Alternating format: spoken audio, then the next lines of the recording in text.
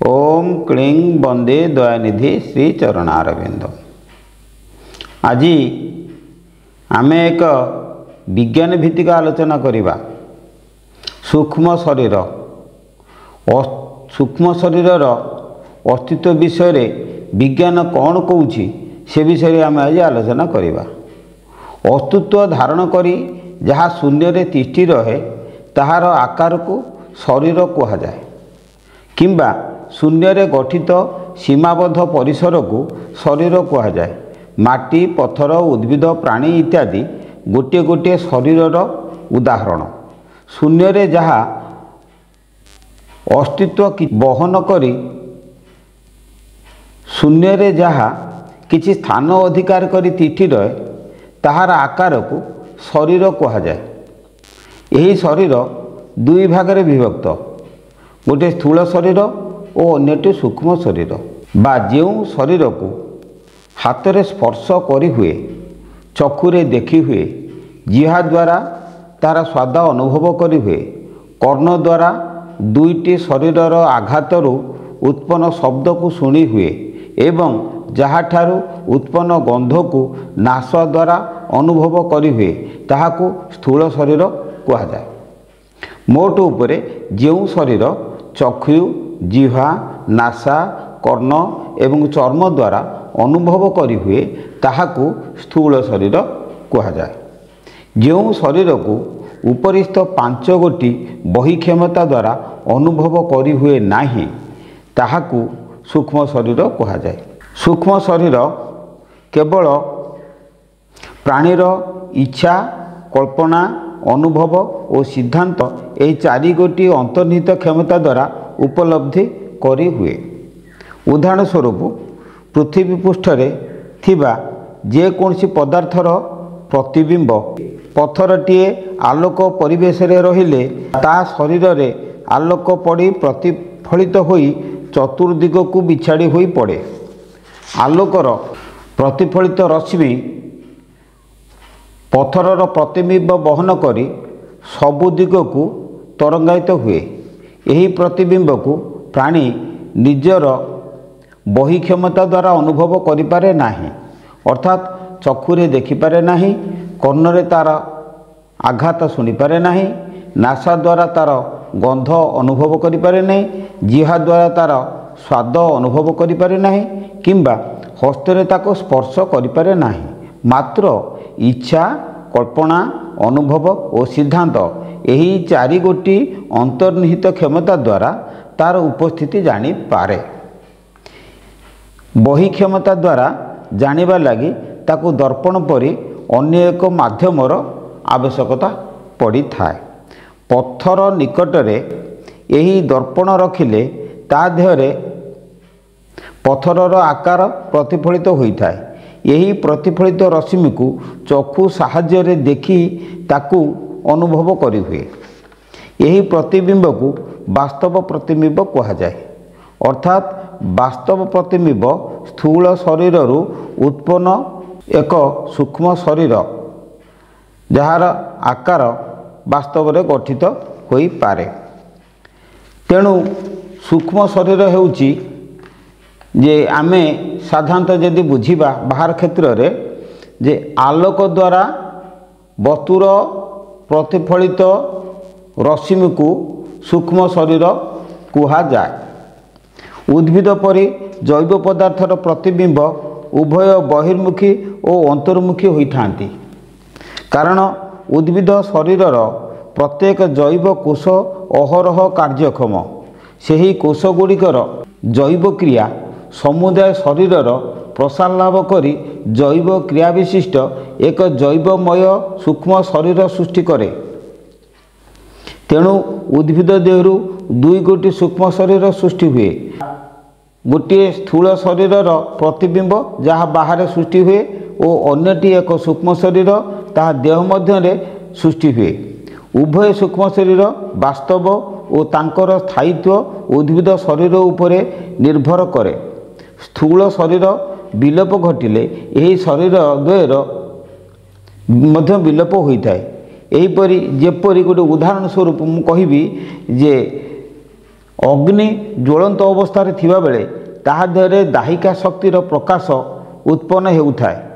ଅଗ୍ନି ନିର୍ବାପିତ ହେବା ପରେ ତାହା ଲୋପ ପାଏ।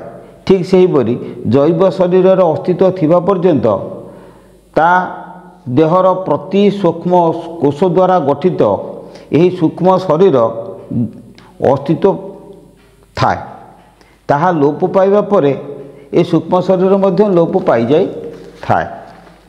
ତେଣୁ ଉଦ୍ଭିଦ ପରି ପ୍ରାଣୀ ଦେହରେ 3 ଗୋଟି ସୂକ୍ଷ୍ମ ଶରୀର ଥାଏ: ଜଡ଼, ଜୈବ ଓ ଚେତନା।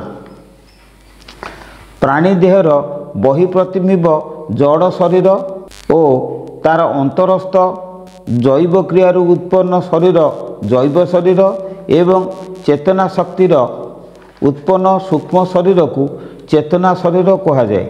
ଜଡ଼ ଓ ଜୈବ ଶକ୍ତି ବିଶିଷ୍ଟ ଶରୀର ଦ୍ୱୟ ସ୍ଥୂଳ ଦେହରୁ ଉତ୍ପନ୍ନ। ପ୍ରାଣୀ ମୃତ୍ୟୁ ପରେ ତାହାଙ୍କର ଅସ୍ତିତ୍ୱ ଲୋପ ପାଏ। ମାତ୍ର ଚେତନା ଶକ୍ତି ଦ୍ୱାରା ଗଠିତ ଚେତନ ଶରୀର ବା ଚେତନ ଶକ୍ତି ଦ୍ୱାରା ଗଠିତ ସୂକ୍ଷ୍ମ ଶରୀରର ଅସ୍ତିତ୍ୱ ପ୍ରାଣୀର ମୃତ୍ୟୁ ପରେ ଲୋପ ପାଏ ନାହିଁ। କାରଣ ଜଡ଼ ଓ ଜୈବ ଶକ୍ତି ଦ୍ୱାରା ଗଠିତ ସୂକ୍ଷ୍ମ ଶରୀରର ଅସ୍ତିତ୍ୱ ସ୍ଥୂଳ ଶରୀର ଉପରେ ନିର୍ଭର କରେ। ସ୍ଥୂଳ ଶରୀର ନଷ୍ଟ ହୋଇଯିବା ପରେ ଏହି ଶରୀର ଦ୍ୱୟର ଅସ୍ତିତ୍ୱ ନଷ୍ଟ ହୋଇ ଅଦୃଶ୍ୟ ହୋଇଯାଆନ୍ତି।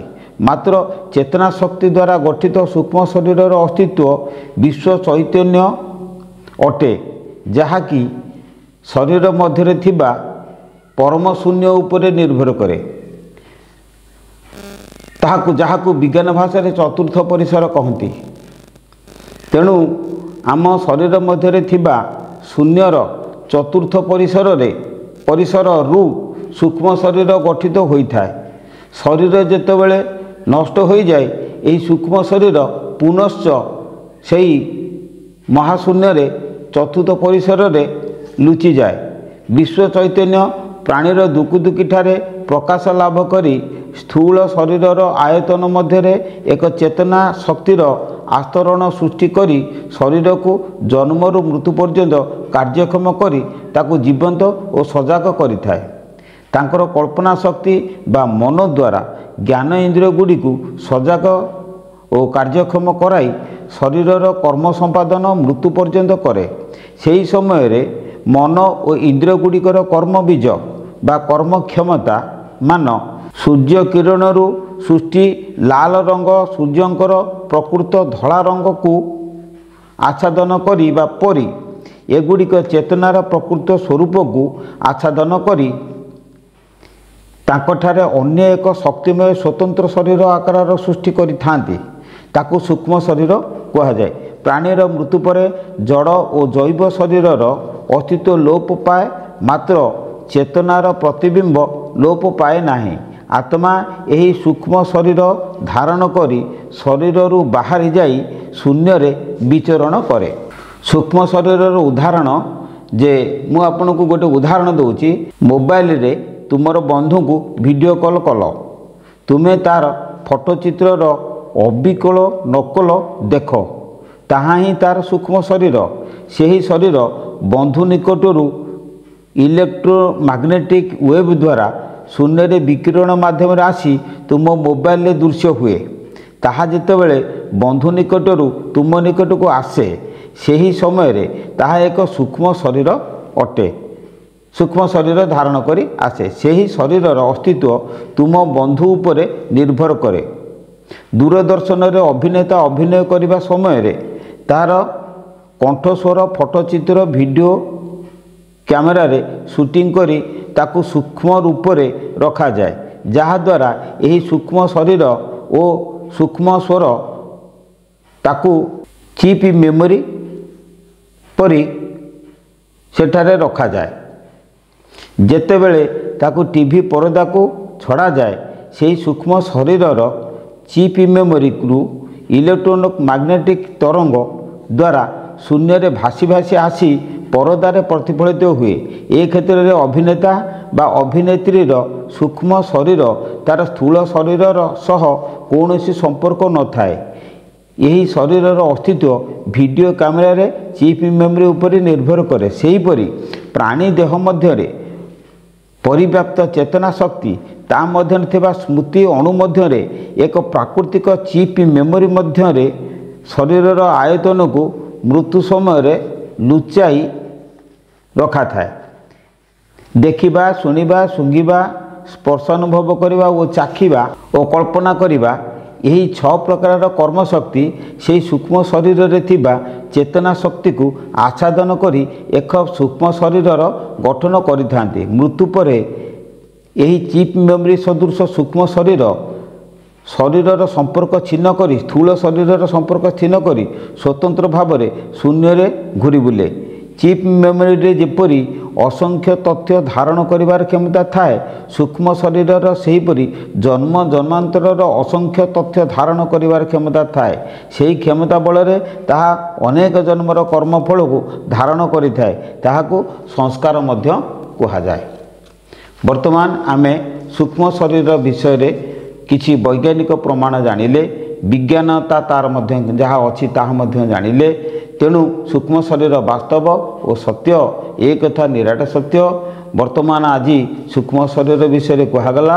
ए सूक्ष्म शरीर कार्यकारिता विषय आम आगामी अध्याय कहवा। वर्तमान मु रहुछि। ओम क्लीं वंदे महापुरुषते चरणारविंदम। जय गुरु जय गुरु जय गुरु।